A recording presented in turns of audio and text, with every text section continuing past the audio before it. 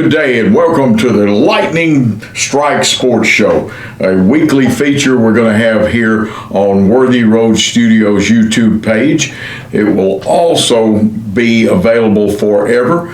Production is going to be great. The BallGame Blitz, Worthy Road, the finest. We've done everything from Rockabillys to lane football, Bethel football, specialize in high school football with TCA, South Gibson, and USJ. And of course, we've done basketball, baseball, Union University sports.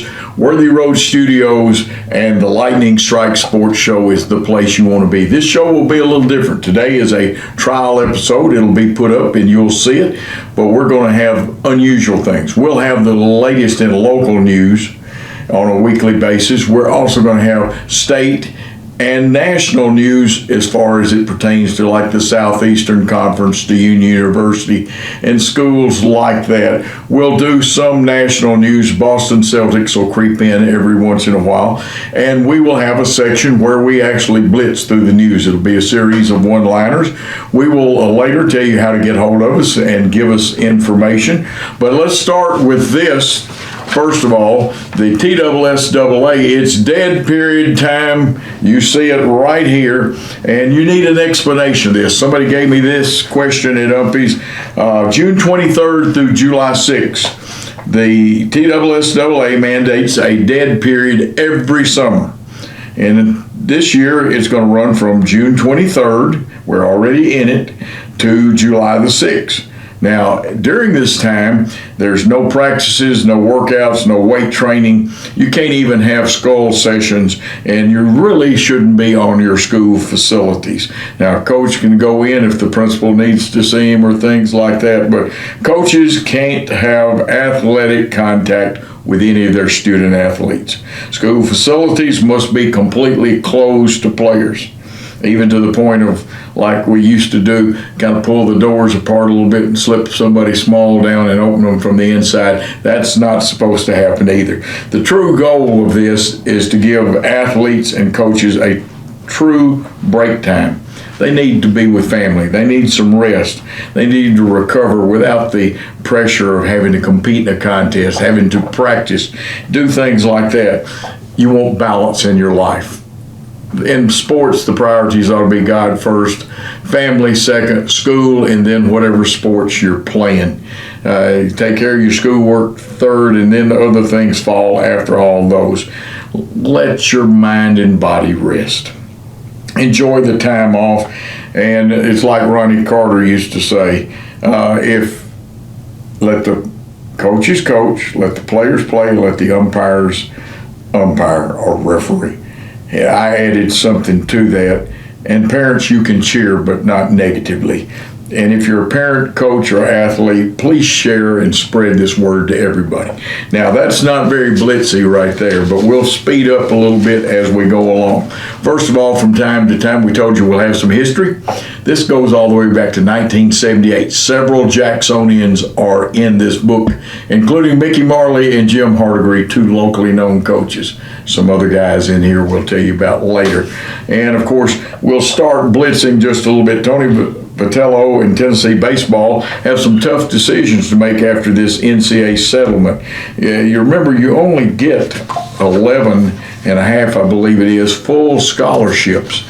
And if you got to determine how you're going to get those around. Now, very quickly, a little recruiting breakdown for UT. We're going to speed up again. The Vols obviously won't land all these prospects. These are just commits. Now, at current, the Vols are number 12 in the country. The commits are quarterback Faison Brandon, offensive lineman Gabriel Osenda, wide receiver Tyreek King, Zach Groves, tight end Carson Sneed. Unfortunately, that could be a potential flip right there. Wide receiver Tyron Evans, edge rusher C.J. Edwards, linebacker Braylon Outlaw still on the board. Savion Hitter, a running back, maybe down to Vols in Michigan. Wide receiver Tristan Keys, he's an ISU, Iowa State University commit, but the Vols in Georgia are still in the mix. Brandon Anderson, a lineman, we don't have anybody on him, but He's close to being a lock. Jamian Theodore, another one that we got some competition for. Joel White, Amari Latimer, who's a running back, interior lineman Darius Gray, edge rusher Tristan Gibbons, probably down to Texas A&M and the Vols. A lot of money going to be involved there. Edge rusher Hezekiah Harris, an Auburn commit, but flip is very possible. Linebacker Brandon Rouse, and we won't call him a lock, but he's in pretty good shape. Defensive lineman Tyson Bacon, former Vol recruit. Okay, here's your teams it's down to for Bacon, and let's hope we get the Bacon at Tennessee. The Vols, Bama, LSU, and Georgia. Hopefully it didn't make too many fans mad from those schools. Some other young men that you need to watch for: offensive tackle Kamari Blair, Vols, Ole Miss, Florida State University when Bobby Bowden was there, formerly known as Free Shoes University. Safety Craig Tutt, defensive lineman Keyshawn Stencil, and that's the Vols, Clemson, and Miami competing there. Wide receiver Craig Dandridge, the Vols in Georgia competing, and safety Joey O'Brien leaning towards Penn State, but the Vols are closing in. Now, supposedly by July 1st, defensive lineman Darian Albert will commit to the Vols. He's a four-star lineman, and we're going to be looking for that. Keep in mind these players that we're going to name you now are some baseball players. And Liam Doyle, he's a left-handed pitcher. Shortstop Billy Carlson, he's a commit already. Shortstop Steele Hall, don't want to get his name wrong, he's a commit. And infielder Gavin Killen and a couple other guys that might wind up on campus, and we'll explain this to you. Left-handed pitcher Cruz Schoolcraft, he's a commit. Some believe he may wind up on campus anyway, probably going to be drafted by the pros though, and we'll see if he signs. Also infielder Andrew Fisher and right-handed pitcher A.J. Russell. Every one of those young men have the potential to either be drafted, could be drafted high enough, offered enough money, they may not show up at college. One or two of them have some schools really after them. Now, big news in the world of contest eating. You know the man, the record holder himself for hot dogs at Nathan's July 4th hot dog eating contest. Joey Chestnut, the competitive eating legend, announced Monday that he is returning to Nathan's famous hot dog eating contest after a one-year absence. And he will be there on this annual 4th of July event. 16-time champion, Joey Chestnut. And all the other stuff is over. He's going to be with us, and he's thrilled, as he said, a quote from him, to be returning to Nathan's contest. Now, we're going to move in and talk about some local stuff a little bit. Michael Odom of the Mirror Exchange also is sports editor for that, and he does radio with Bill Hamilton and myself. Michael has put out some important things that happened in Gibson County. One, because we carry South Gibson football on Worthy Road Studios in the BallGame Blitz. Cade Beaver held the number 11 exciting play in Gibson County this year. He's a member of the 2024 All-Gibson County football team. Helped the Hornets finish third in Region 6-4A last year. Led the team with 103 total tackles, 15 tackles for loss, 1 sack, 1 fumble recovery, 4 pass breakups, and 2 interceptions. And that doesn't count when he ran the ball so toughly. Over the next couple of weeks, we're going to tell you about some of those plays that happened that are important. Cade's not the only young athlete. We've got a guy that you got to watch play both baseball and football for USJ. Corbin's going to be going to Union University. Now, great pitcher. He wound up catching some Corbin Howard. If you don't know his dad's name, here's a trivia question Bill Hamilton uses sometime on people. He'll ask you about his dad, who is a former Major League Baseball player, Ben Howard. Ben and Thomas Pugh, I believe, are going to be doing the USJ games for us this year. Great dynamic duo of guys, of course, over at TCA. The one and only Diamond Dave McCulley will be doing their games again, assisted by Stan Gerard. Now, let's go back, and I told you this is going to be quick, and I'm going to go from one topic to another. When can athletes start utilizing the TSSAA one-time transfer rule? I'm glad you asked that, because it's important. It is adopted. A new one-time transfer rule for high school athletics is now in effect for the 2025 school year that allows an athlete to single transfer for academic, and I got louder, yes, for academic, social, emotional, environmental, mental health reasons pending approval from the sending school. Now, they're going to have to get the athletic director, the principal, somebody in authority has that authority to do it, to send a letter stating why that person's transferring. Now, the greatest coach in Wisconsin basketball school history, a guy I knew, I've used his tapes and DVDs when they started going to that, been to clinics with him, knew the man, Jerry Pettigo, passed away, coached and won a staggering 1,027 games, much like Buck Van Huss here in the state of Tennessee, 359 more than any coach in Wisconsin, and he just recently passed away. I'm going to give you some Jerry Pettigo knowledge.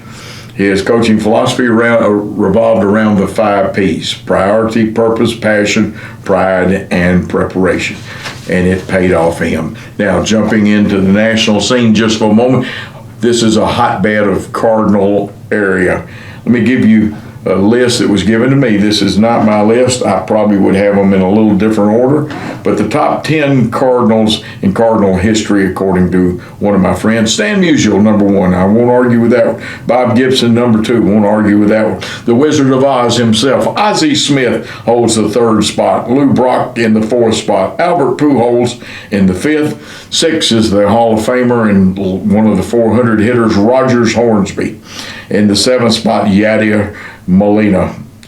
Now, in the 8th spot, Enos Slaughter. In the 9th spot, Dizzy Dean. And in the 10th spot, Red Shandies. I might shake some of those up, but that is for a later date. Now, again, I heard my good buddy Joe Davis, got this from him a couple of weeks ago. I think he may have had it on Facebook some too. There are 93%, this is what he didn't say this, he has research and facts behind it. I think Max Preps also printed this, may be where he got it from.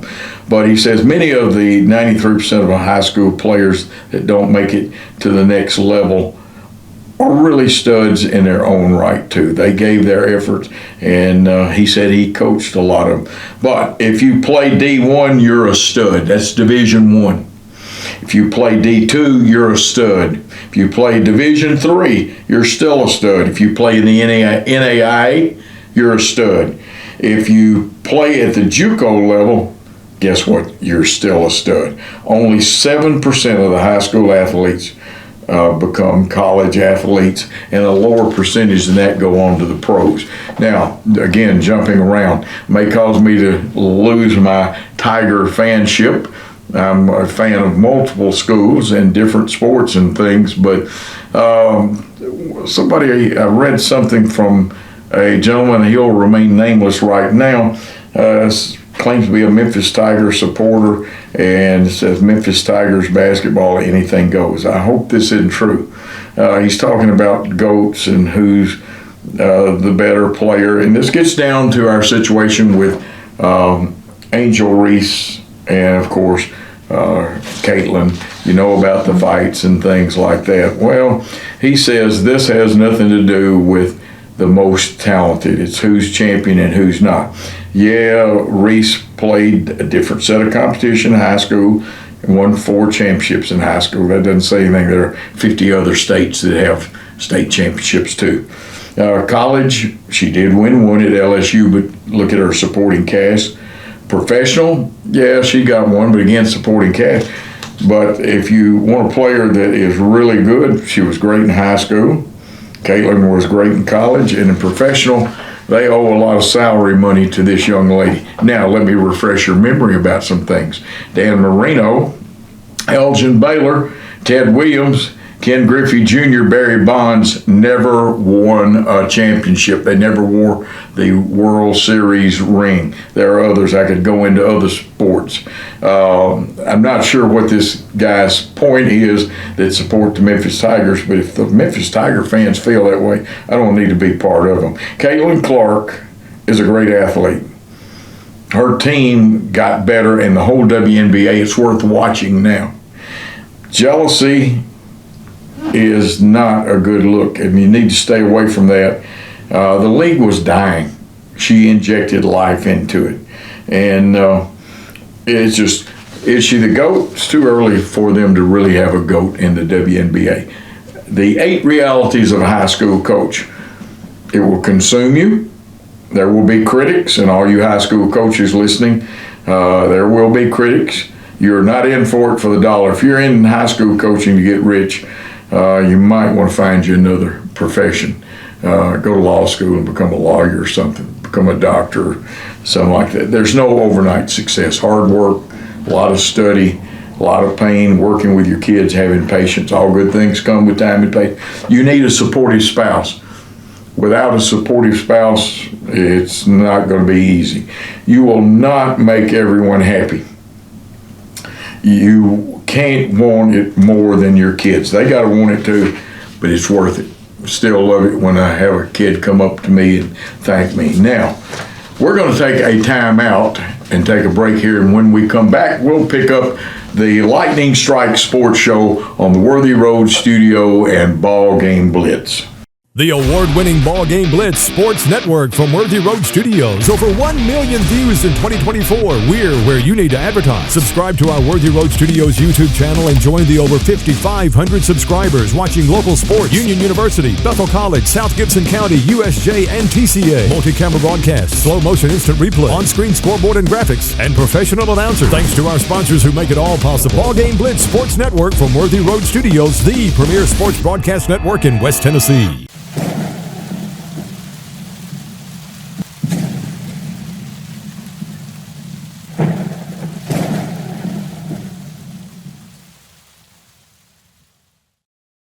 Back for the second part of the Lightning Strike Sports Show from the BallGame Blitz Sports Network and Worthy Road Studios. This is a copyright broadcast of Worthy Road Studios for the year 2025. Any rebroadcast, retransmission, or further use of this without the express written consent of Worthy Road Studios is prohibited. It's dead period time. This is the second time, but we have violators, and we want to remind you, don't violate. Somebody could turn you in. The TSSAA went to visit a school a couple of years ago, and the school got a little probation and possibly a fine. I forgot whether they got the fine or not for violating the dead period. No athlete and coach contact. School facilities should be closed. Now, we've had a couple of Hall of Fames around here lately. One of the great ones is the Jackson-Madison County Sports Hall of Fame, but also with the help from my good friend Michael Odom, they had the Gibson County Sports Hall of Fame. Of course, Victor Parkins, the owner of several newspapers, including the Fayette Falcon, they own the paper in Haywood, all the papers in Gibson County, and even one in Weakley County. And so great help from them on things like this. But the Gibson County Sports Hall of Fame had their banquet June the 6th, and I know I'm going back in time. It was their 28th annual induction event, and it was open to the public. Next year, you don't want to miss it. The class of 25 includes some athletes. You'll remember Molly Wall-Smith, and now she's Molly Wall-Smith Sams, basketball at Bradford High School. From Gibson County High School, J.C. Smith, softball and basketball. Humboldt Joe Gentry, basketball, football, and track, and he wound up at Vanderbilt too. Now, Milan had Kenny Lee Smith. He is deceased, and his family accepted his induction. He played football, basketball, and track. Peabody High School had Jessica Bobbitt Dokes and Nikias Dokes from basketball. And from a contributor was given an award this year and put in the Hall of Fame from Peabody High School, Lee Hayes, and of course the South Gibson County Football Hall of Famer, not recent guys, guys, of course, they've only played football about 10 or 11 years. So I've given Quincy Walden from football, and it was a great time. Over the next couple of weeks, we're going to tell you about some of those people. And while we're at it, even though it happened a few months ago, and we'll give JEA a little credit because we worked with JEA. We did lane football on there with the BallGame Blitz and Worthy Road Studios. There were some young people that were given scholarships at the Hall of Fame banquet in Jackson, Madison County. Jacob Niven, who you can see right here on Worthy Road Studios in the BallGame Blitz games at TCA, got a scholarship. A young man you just saw, and I mentioned earlier, Corbin Howard, who you're going to see on Worthy Road Studios BallGame Blitz coverage of Union University sports. And of course, the BallGame Blitz and Worthy Road Studio is a model for other Gulf South Conference school. You'll see him playing baseball. He can pitch, play second base, outfield. He was a great quarterback. He even caught at the end of the year when they had some injuries. And of course, some other people that got Houston Freeman. Now, you saw him in one of our games. His dad has worked for us as a color man with me before. Wesley Freeman, the great left-hander and quarterback at Southside. Well, his son, Houston Freeman, who was the anchor of their line at the center position, he got a scholarship.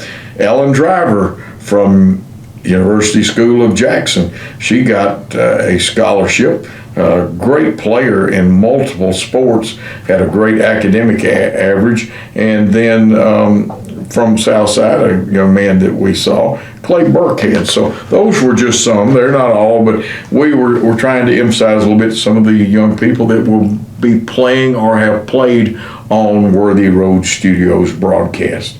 And you're going to see more of these because we have Hall of Fame type broadcasts. Now, let's slow down the pace for a minute and go back a little bit in history. Something that has bothered me for several years, and we're talking about Hall of Fame. So the first class from the Jackson-Madison County Sports Hall of Fame happened in 1986. And the banquet started at 6:30 back on April 17th of 1986. And there was a great class inducted, no particular order. One of the people was the legendary Turi Oman, who Oman Arena is named for. Another one that was inducted that night, we're going to tell you more about them possibly even today, was T.R. White. If you don't know about T.R. White, you either need to start scrambling and listen to this show more. We're going to tell you about T.R. White, a great gentleman. Another person, Harry Ripper Johnson, and when we say Ripper, it comes from his football days. And then, of course, Roger Murray Sr., and all of these gentlemen have passed away now that I'm mentioning, but he was posthumous then. We'll tell you about him, and you want to find out about Roger Murray Sr. And then the pride of Jackson, Tennessee, and Ole Miss, played in the NFL, Eddie Crawford, who passed away a couple of years ago. But you need to learn about these people. Those who do not learn their history are doomed to repeat it. The friendship that a lot of people don't know about between T.R. White and Turi Oman show that things can work. Obviously, we called him Professor White, but T.R. White was an African-American gentleman, a great person. Loved him to death. I met him, knew him. Great educator, great coach, but a great human. Turi Oman the same way. He was a Caucasian. He came from Hibbing, Minnesota down here, or Chisholm actually. A lot of people say Hibbing, and me too sometimes, but from Chisholm. And they helped each other out quite a bit before the schools were integrated. It was still Mary High and Jackson High. And these two gentlemen went on. If you didn't go to John C. Sporting Goods, it's only because you're too young. We're going to tell you more in future shows about those gentlemen when we're having our history segments. Now, speaking of history segments, this day in history, but it's not really this day. It goes back to our earlier time. We got to mention this because we mentioned Mr. Oman. Oman Arena was called Jackson Coliseum, and in 1968 it opened with regional basketball tournaments as its first event, although there were a few minor complaints from the crowd of 2,500 of that first game. Most fans thought it was a wonderful arena. It had a tartan rubber floor. At that time, the first event in the center had Mary High's girls with Lean and Teen Hegman. I'll let you guess for a while. One of those two twin sisters taught in the Jackson-Madison County school system, was a great English teacher. Now, they combined for 38 points. Carolyn Carver hit the winning shot at the buzzer. The second game saw the Southside ladies defeat Medina 56-35 between Sandra Coatney's 28 points. At that time, Laurette Deaton had not transferred to JCM. She played with them, scored 15 actually. Hope Collins 11. Jody Parrish and Jan Hasbel were on that team also in playing, and that is your historical note. We're going to take one more timeout, and when we come back, we're going to come back and wrap this show up with some more Blitz material. The award-winning BallGame Blitz Sports Network from Worthy Road Studios. Over 1 million views in 2024. We're where you need to advertise. Subscribe to our Worthy Road Studios YouTube channel and join the over 5,500 subscribers watching local sports. Union University, Bethel College, South Gibson County, USJ, and TCA. Multi-camera broadcast, slow-motion instant replay, on-screen scoreboard and graphics, and professional announcers. Thanks to our sponsors who make it all possible. BallGame Blitz Sports Network from Worthy Road Studios, the premier sports broadcast network in West Tennessee.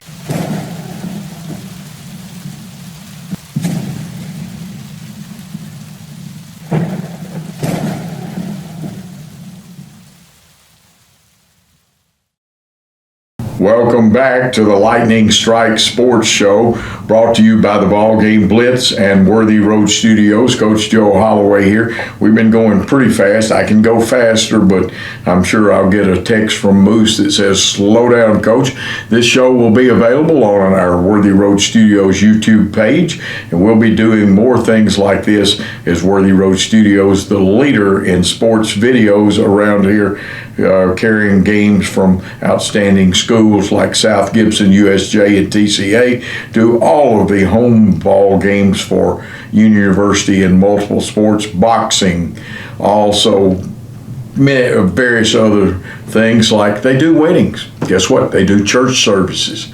They have done funerals. But if it's a sporting event, we'll be there. Just got through doing the Cal Ripken State Tournament. Yes, State Tournament Baseball, Cal Ripken Baseball with the 7-8-year-old coach pitch. We'll do the older kids. We'll do the younger kids. We want to be where you want to see them. Outstanding results. Number of people in the thousands that watch these contests on Worthy Road Studios and the BallGame Blitz.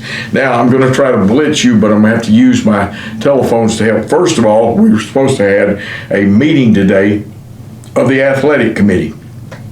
Coming out, we didn't get to have the meeting. There's some circumstances and a lot of other things going on. But the progress on the Hub City Central, future home of the JCM Cougars, football field's coming along, the track, all kinds of great planning. Hats off to Dr. King, Dr. Catlett, to Mr. Bridgman, to the rest of my committee members that we're on. I'm not the committee, I'm just one person. And Jason Compton, who chairs our committee, he and Andre Darnell, what a great job they're doing. They're going to have this thing ready. It's going to be worth the wait. You got to wait a little bit. Won't get to open the season on that field, JCM fans. And like I said, this is going to benefit everybody. Who knows? We may get part of Spring Fling here with the kind of track we're going to have and things like that. That wasn't fast, but I want to thank Olivia Lee and congratulate her. Not only did she make some All-American teams, but WBCA is one I know of, but Union's Olivia Lee. Her mom played basketball for me at Northside, the great Kristen Gehring, also one of the 1,000-point scorers down at Ole Miss. But Olivia Lee was picked to play for USA Basketball Division II team that is going to tour Brazil. Now, that's not the only thing happening at Union. Mark Campbell was inducted into the women's basketball coaches, or actually the Women's Basketball Hall of Fame. Deserved. He's won 5 NAIA titles, always consistently competing, finished in the Final Four this year, and hats off to those two people from Union. We'll have more, though, from Union than just that. Let's keep blitzing through the news. All-State for the sports writers, All-State, and some of the young men from here locally. First of all, in the infield, Tommy Baker Of course, his dad was a great running back and athlete at Northside, Frankie Baker. Tommy Baker made it. And the pitcher from South Gibson, Cade Allen, what a great job he's done, a UT commit. He will be a junior, or actually he'll be a senior. They just got finished. Tommy is committed to MTSU, Tommy Baker. Cade Allen committed to the UT Vols, and we kind of got shut down a little bit here in West Tennessee and didn't get many in Class 3A. I'm double checking the list to make sure, but I am right. And the list, let's check those pitchers one more time. Cade is the only pitcher mentioned. Most of them came from Middle and East Tennessee, but that's okay. Some young men that made it in 2A. Ray Eubanks from Huntington, what a great player he is, senior. Also played a little football up there. Ryan Pitts from Lakeland Prep. From Westview, Cooper Spalding. And from Huntington, Easton Byers, another one that made it on the all-state baseball team. And we're double checking, make sure we didn't leave anybody out. Hopefully we didn't. But again, an abundance of Middle and East Tennessee players. Congratulations to those young men that made it. Let's check the double A or the single A list. And all staters from Greenfield, Will Edwards, J.J. Caudle, and you wonder, is he kin to the late Lisa Caudle? We hope we'll find that out for you. Easton Sullivan, a junior at Greenfield, also made it. And in our listening and watching audience that we know of, we have people from Perry County watching. Colby Ari made it from there, and I believe that takes care of most of all. Kate Lee Brody McDaniel out from Bradford, Tennessee. And Bradford has played some of the teams that we broadcast in other sports. Haven't seen them in baseball in a while, but who knows, maybe so. Congratulations to those young men. Now, supposedly today, and it's already, and I don't have the announcement on it yet, but Javante Smith, Northside graduate, will be in 2026. We had him in one of our games last year against South Gibson. We'll have him again against South Gibson. He will be announcing today where he is committed to, Javante Smith. Birthdays today, Brandon Polk, who coaches at USJ in softball, Clay Beaver, who is associated with South Gibson, Jamal Aware, with formerly of Southside, Trent Thompson. You don't know him, but I do. He's a coach up in Middle Tennessee. So a few birthdays. Here's a note from our good friend Sean Sparks of Vol, Rutgers transfer and Vols transfer target Landon Mack, unfortunately, is going to commit to LSU. Also, update from Sean Sparks. Unless something unforeseen happens, 100% expect Henry Ford, not the guy that made the cars, but the baseball player, to make a visit to the campus of the base Vols, and probably we will get him. We've already told you about Darian Albert committing to the Vols on July 1st. And when that happens, we told you about Joey Chestnut, just reviewing a few things. We'll take your thoughts. Ted Smith, a former lineman that blocked for Archie Griffin, passed away at age 71. That's too young because I'm older than that. And, of course, four-star defensive lineman Titan Davis from the St. Louis, Missouri area picked the Wolverines over Alabama, where a lot of people thought. Boston Celtics traded Holiday, one of their players, and Christian Forceps is on the block. We've reminded you about the transfer rules in effect for the TSSAA, and we have reminded you about the dead period. Now, this show, the Lightning Strikes Sports Show, will be a weekly feature. This one is a trial feature. My great executive producer, Paul Schultze, has sent to me the best producer director, a young man I love working with, Christopher Reasons. He and I did all the South Gibson stuff last year. Got to work some with Billy Boland II, but those two young men plus other producer directors we have are very good. And we're going to take care of you. We're going to try to go fast through the show, and if you want more content, tell me we're going to do a little bit of national, a lot of state and southeastern area, and a lot of local. And we're going to bring you, we are even going to eventually have clips of ball games that we'll show you. We're going to have graphics. We're also going to have some still shots. And hopefully we can get some from Michael Odom and Gail and Larry Bailey. We have a lot of people, and we'll talk to Gail and Larry some more about something like that. But this show is for you. It is a copyrighted show, so if you break the law, and that is FCC law and copyright law, and for the FCC's benefit, any rebroadcast, retransmission, or further use of this lightning strike show without the express written consent of Worthy Road Studios, and that means you're going to have to chase Brother Paul down, is prohibited. We've had a great time. We're going to smooth the show out. Again, this is a trial version. You will get to see it with mistakes and everything, but Christopher will take care of me on that. My producer, director, and handling the camera today is the one and only Christopher Reasons. Our executive producer, Paul Schultze.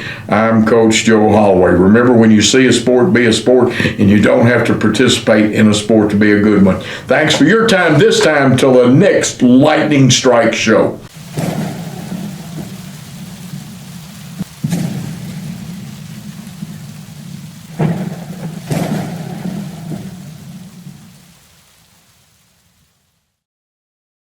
The award-winning BallGame Blitz Sports Network from Worthy Road Studios. Over 1 million views in 2024. We're where you need to advertise. Subscribe to our Worthy Road Studios YouTube channel and join the over 5,500 subscribers watching local sports, Union University, Bethel College, South Gibson County, USJ, and TCA. Multi-camera broadcasts, slow motion instant replay, on-screen scoreboard and graphics, and professional announcers. Thanks to our sponsors who make it all possible. BallGame Blitz Sports Network from Worthy Road Studios, the premier sports broadcast network in West Tennessee.